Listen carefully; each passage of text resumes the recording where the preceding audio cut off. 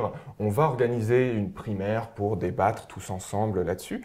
Quel effet ça a? Ça a un effet contraire à celui voulu par les signataires de la tribune initiale autour de Piketty et Vivorca. Ça a un effet de donner dans la vie sociale et politique des Françaises et des Français encore plus de poids à cette élection qui polarise déjà tellement de choses, alors qu'il y a tellement d'autres débats. La question de la place des intellectuels dans la société, c'est pas un problème nouveau, c'est un vieux problème qui a été... un problème qui Voilà. se posera jusqu'à ce que la catégorie des intellectuels disparaisse, se suicide, que la profession se démocratise à tout le monde. Il y a 50 ans que le peuple et les intellectuels sont séparés.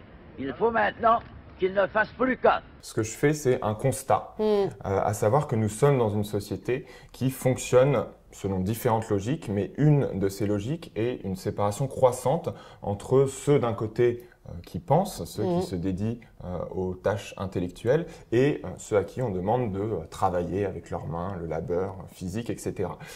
Et je constate que, de manière tendancielle, évidemment, ça va jamais jusqu'au bout, mais ça crée deux types d'individualité morcelées, deux types de personnalités, à un extrême, ce qu'on pourrait appeler des têtes sans corps, et à l'autre, des corps sans tête. Vous le dites dans le livre, le sale boulot, c'est une construction, et que l'utilité sociale des éboueurs est plus grande que celle des maîtres de conf en sociologie. Mais raison de plus, quand bien même au final le métier d'éboueur resterait un sale boulot, est-il juste que ce métier soit réservé tout au long de leur vie à certains individus et que les autres en soient exclus et privilègent d'en être exclus? Non, si c'est une tâche sur laquelle on se met à peu près tous d'accord sur le fait que voilà, c'est pas la plus épanouissante, eh bien dans ce cas-là, cette tâche, il faut la partager.